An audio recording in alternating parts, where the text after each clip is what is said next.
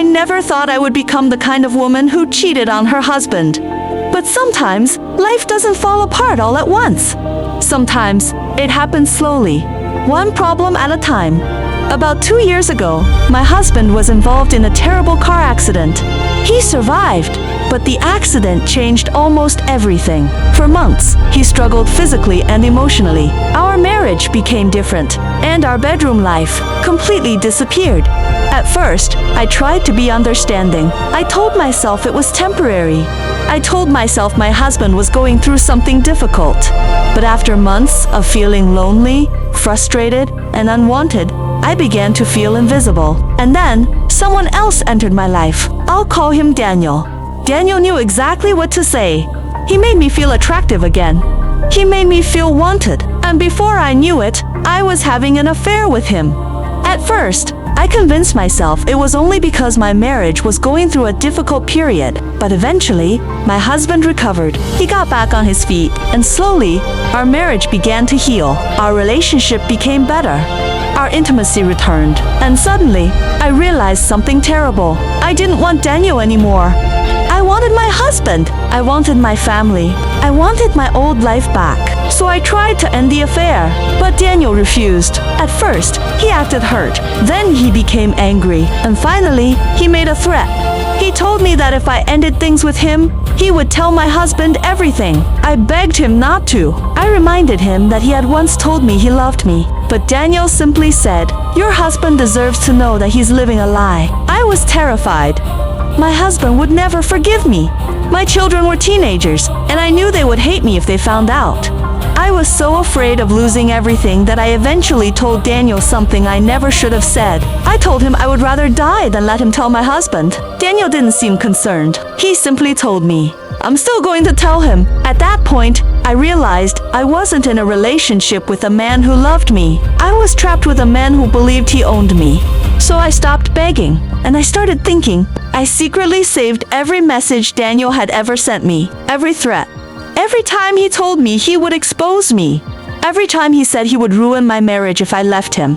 Then, one evening, Daniel sent me another message. He told me he had finally decided to tell my husband. He said he would send him everything. I stared at the message for a long time. Then I replied, "Okay." Daniel immediately called me. He sounded confused. "Okay," he asked. I said, "Yes, tell him." There was silence. Then I added, "But I'm going to tell him first." Daniel suddenly became very quiet. I explained that I had already saved every message between us. I told him I had evidence of every threat he had made, and I told him that if he contacted my husband, I would send the entire conversation to his wife. That's right, Daniel was married too. He had never told me that his wife knew about our affair, because she didn't. Daniel had spent months threatening to destroy my family while secretly protecting his own. For the first time, he sounded afraid. He began begging me not to contact his wife. He said he was sorry. He promised he would leave me alone. But I had heard enough promises from him. So I did something I should have done much earlier. I told my husband everything. Not because I thought he would forgive me. Not because I expected our marriage to survive. But because I was tired of being controlled by fear. I sat across from him and told him the truth. Every horrible detail. I told him about Daniel. I told him how the affair started. I told him that I had tried to end it. And I showed him the messages. My husband didn't shout. He didn't throw anything. He simply sat there in silence. And somehow, that was worse. After several minutes, he finally looked at me and said, "You were afraid I would leave you if I found out." I started crying. He nodded slowly. Then he said, "But you were willing to lose me anyway. You just wanted to decide when and how." I had no answer. Because he was right.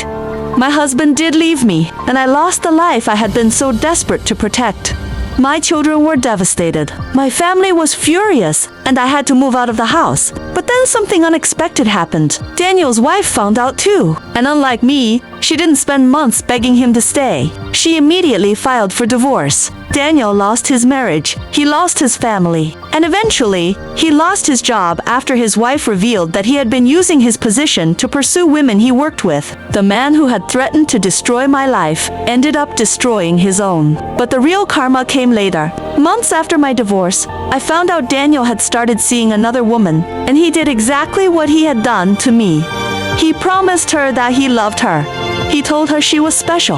Then, when she tried to leave him, he threatened to expose her. Only this time, she already knew about his history. She had spoken to me, and I had given her every message, every threat, every lie, every promise. Daniel lost her too, and for the first time, he had no one left to blame. As for me, my life did fall apart. I lost my husband, I lost the trust of my children, and I had to live with the consequences of what I had done. But eventually, I began rebuilding my life. Not the life I had before, a different one, a more honest one. And I learned a painful lesson. An affair may begin as an escape from your problems, but if you don't end it when you still have the chance, you may eventually lose everything. And sometimes, the person you thought was your escape becomes the person who traps you. But the biggest mistake I made wasn't falling for Daniel. It was allowing fear to control me for so long. Because the truth is, Daniel didn't destroy my marriage. I did. But in the end, his threats, his lies, and his manipulation came back to him. And the man who threatened to expose everyone else's secrets ended up losing everything when his own secrets were finally exposed. Karma didn't come quickly, but eventually, it came for everyone.